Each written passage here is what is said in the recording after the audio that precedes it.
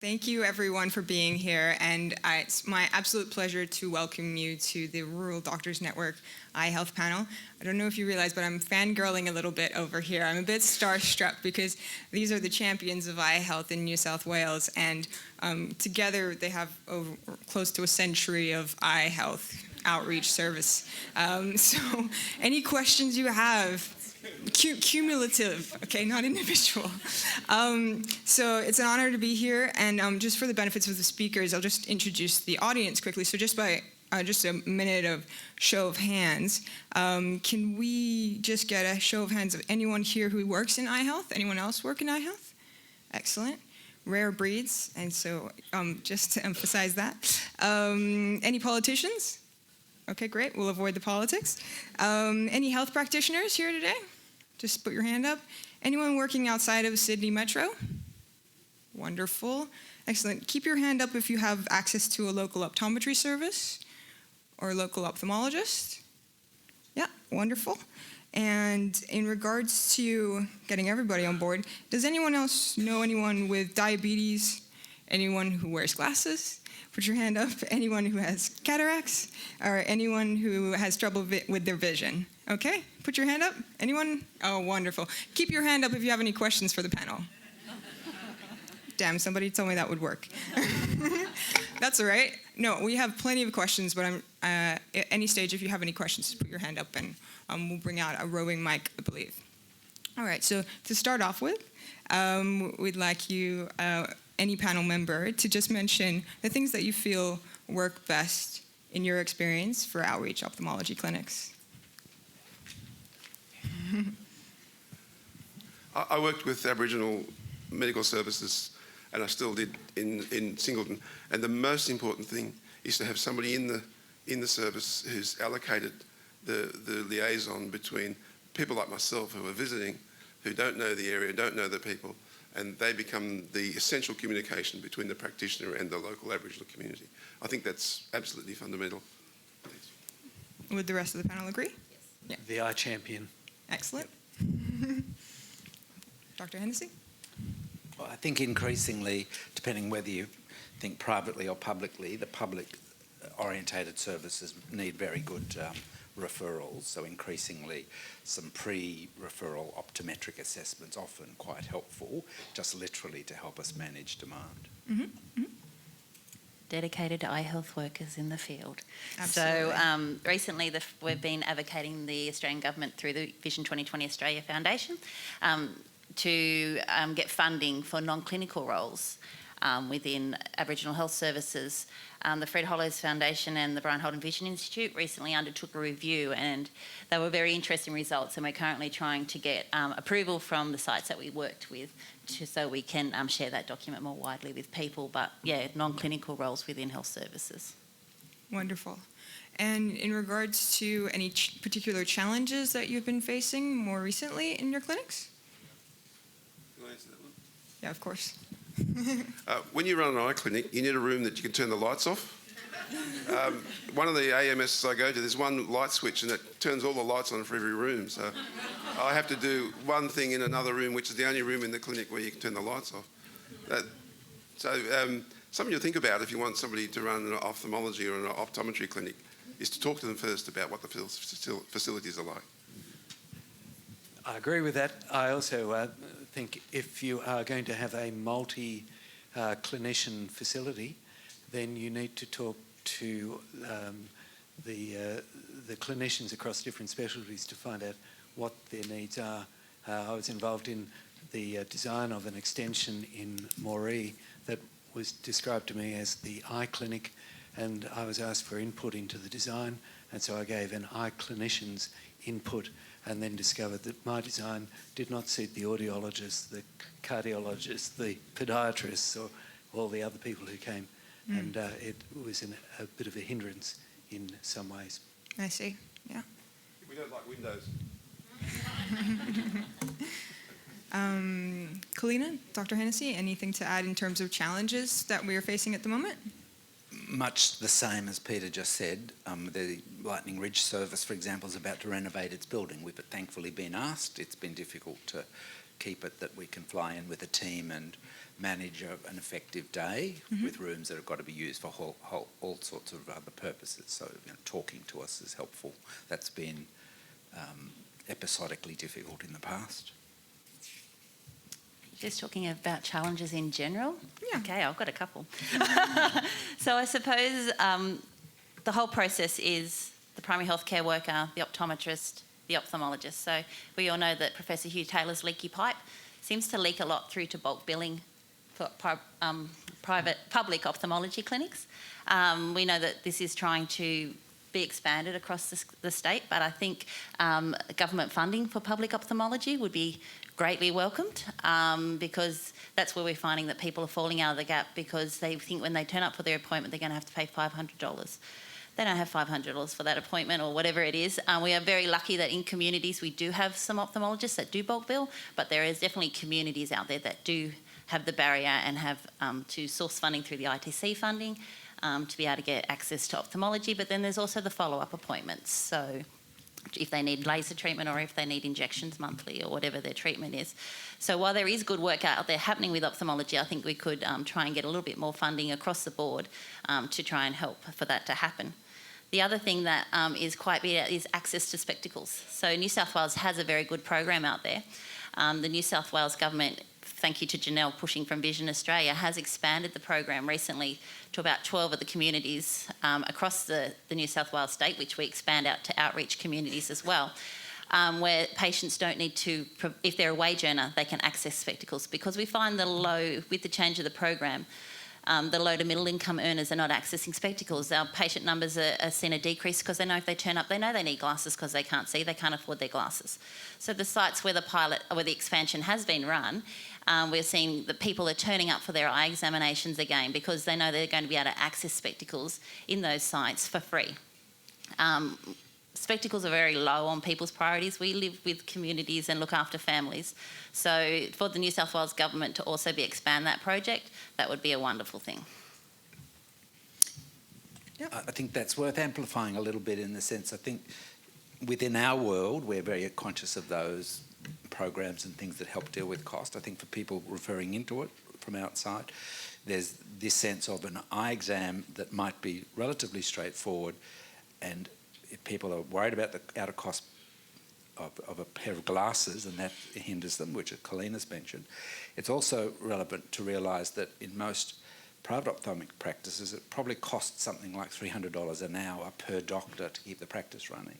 And so to do a basic, straightforward routine eye test to reassure people their eyes are normal is a highly ineffective use of resources. So this notion then of referring people for an eye test where they may not even need glasses and there will be very minimal cost to dealing with the cost of glasses, and in a sense not necessarily sending well people for an eye test to an ophthalmologist is largely ineffective, not cost effective. Mm-hmm.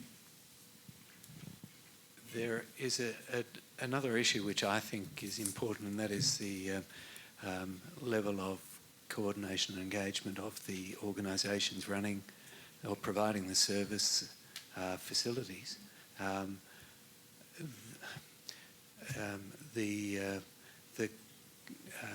That organisation needs to understand and have a strategic interest in the provision of eye care and the importance of eye care to their patients who they're providing their facility for, so that they also have a commitment to recurrent capital expenditure for maintenance of the equipment and of the facility so that the service can continue to function.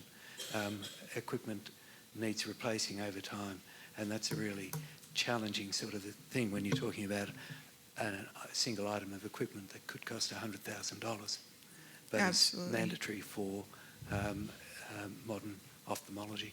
Sure, absolutely. Any additional challenges? Well, yes. I'm sure there's many. But One of the things I want to make sure, I'm sure this room is aware of it, what happens outside of Sydney in New South Wales is totally different to what happens in Sydney in terms of optometry, ophthalmology and general practitioners. So when I was working in Manila, I was fortunate to have Peter at the other end of the phone, and I used him a lot when I had problems. And we worked together, I thought, pretty well for about 7 years. And as an optometrist, when I go somewhere, I'm always looking for someone local to centre everything around. If there's a GP in town, I'm going to do things from the GP. So if it's a non-urgent referral, I won't refer the patient. I'll recommend to the GP, can you refer the patient? Because then I know when they come back, there'll be a local person there to handle them. If there's no GP, it'll be the rural remote nurse. For example, in Winaring, when I go there, there's a nurse who's there, who's the only medical person on duty. So that's something that many people in Sydney in decision-making positions do not understand. So that network between the local GP, the local optometrist and the available ophthalmologist is what makes things work. And it's the personal relationships between those people that's important. Great. I'm mindful of the time and that we are in between you and some coffee, so let's just quickly move on to the next question. So an ideal patient journey of the future, what would you anticipate? What would you envision would be like an ideal patient journey for a patient who lives outside of Metro Sydney? I guess it depends whether your concept of ideal is perfect or better than what we have now, because I think we've got the same issues as other areas in health. When people are unwell, it's urgent and important to them. Being unwell doesn't make an appointment. You've then got to make an appointment with the doctor. And yet, maintaining our health is important, and you can often plan for that. So in an ideal world, I think there's a sophistication in referral. Ophthalmic services are referred services. Optometric services are primary care services. I think in an ideal world, our job is to help inform and educate, that our referrers perhaps better understand how to access our services, make our services more accessible. And in a sense, it's very important to reassure people, very important to deal with refractive error because it's actually probably one of the most common complaints. Yet on the other hand, make sure we've got good timely access to when timely interventions will make a huge difference to people keeping their sight. Mm-hmm. Yeah, so I suppose from my point of view would be while we have great engagement from the Aboriginal Health Services, that there's funding available for the non-clinical roles so there can be preventative care. So the non-clinical roles can be doing school screenings before the optometrists arrive. They can be doing preventative screening with their retinal cameras so that diabetic patients can be getting access to their annual photo while there might not be a clinician there all the time. So then they are being referred through to urgent cases through to ophthalmology or just for their annual dilated fundus examination through the optometrist. But all that preventative screening that happens prior to the optometrist or the ophthalmologist turning up in town is a vital part of the program to make an eye care program successful. Wonderful. Sounds ideal. Dr. Anderton? I think there's a lot of coordination that needs to go into doing those things. And Absolutely. So, for instance, if you're going to have retinal screening photography performed, then there has to be a coordinated process for someone reviewing the photography and making the decision about whether or not that patient needs to be seen for treatment or for further assessment. And there's funding, I suppose, around that as well, but it's a very complex sort of process to set up, and I'm not aware yet of anywhere that is doing that in a successful way in New South Wales. Yeah, look, it's potentially one of the big things that would make a big difference. Anything through from diabetics having opportunistic fundus photography done, having arrangements, and I discussed this with our representative yesterday from Campbelltown in that area, opportunistic diabetic checks for Aboriginal patients just because they're an inpatient, through to a very successful project for the EDs that if a person has a headache, that they get pictures of their fundus taken, and there's a project showing that it's highly cost effective, that if a person's got a headache, ED takes a picture and within 24 hours someone looks at it. So the exciting things are that some of that work is happening and getting traction already. I think we could very quickly find ourselves, my health record, that if you've got diabetes, there's always a less than 2-year-old picture on my health record about your eyes. We are on a threshold, I think, I'd like to believe, where it would be feasible for some really, really important things to happen and the tools are better to use. I think that's the important thing that we know, is that it's not just the tools we use, it's the tools being more usable for our colleagues. Absolutely. Outside of eye care. We've got a comment on the end there. Sorry. I've brought two pieces of equipment along for you if you're interested. One is a portable retinal camera, which is digital, which whenever I go to an AMS or a clinic which has computers, I leave as part of the medical record fundus photos as baseline data for the GPs to use. I've also brought a handheld slit lamp, so if you're interested in that stuff, I'll be at the Rural Doctors Network table at morning tea. Does anyone have any questions from the audience? I'm mindful we only have a couple of minutes left. Can I just add just one thing Oh, yeah, about the absolutely, retinal Colin. camera thing? Sorry. So I'm the project manager for the Australian government program that is rolling out 155 cameras across the country. We have 100 sites trained across Australia. We have 133 cameras hitting the field at the moment. There will be 155 all up. We have it's education and health services working. We do have sites actively with their health workers taking photos, GPs triaging, and sending. We have reading hubs so the photos can be read through the Centre for Eye Health in New South Wales. And GPs are starting to, in some locations, triage their photos for referral through to optometry or to ophthalmology. So it's all about education and awareness. Education for the GPs out there that, they just have to say, good photo, bad photo. We're not asking them to diagnose if they've got serious diabetic retinopathy or anything like that. We just want to get photos through to the specialists, and while the ophthalmologists and that aren't in community, if we do find a serious eye condition, we can get that patient treated urgently. So, yeah. Absolutely. I guess to summarise and say, in an ophthalmologist and optometrist and this group's notion, a really good selfie is a fundus photo. Yeah. Absolutely. And we've just got a question from the audience there. Hi everyone, my name's Jackie, I'm from Awabakal. I just wanted to ask, Aboriginal people that have healthcare cards, they're the ones that can access the glasses. So what happens to us people that work? Do we have to pay? Yeah.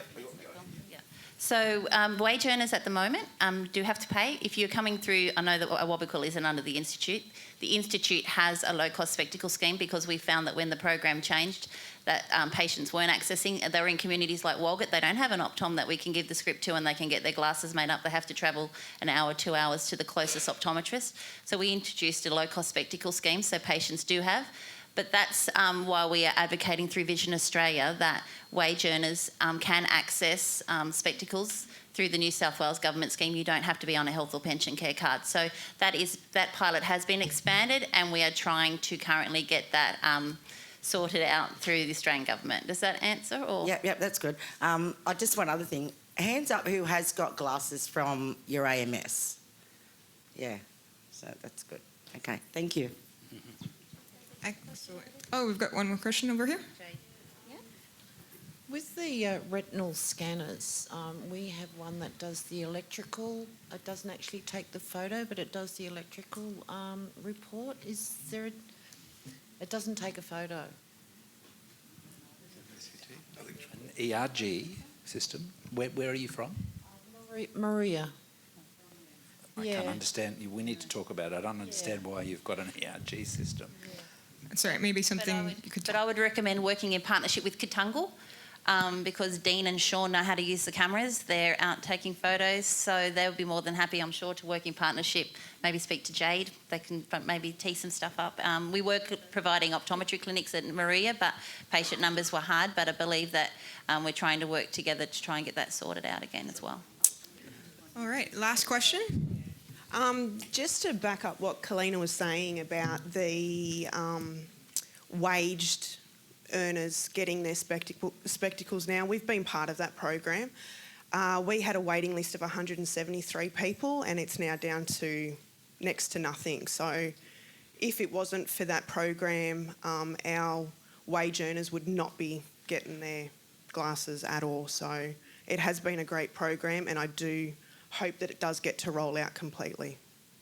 Fantastic. And just outlining one of the many outreach programs that we have, and also funded, which is fantastic. So, in summary, I'm mindful that we're over time, but just to summarize the panel and give you a bit of context. So, any of your patients with diabetes who are non-Indigenous need their retinal scans once every 2 years. Indigenous patients every 1 year. So, if you have any patients that you know of who haven't had their scan, please encourage them to get that done.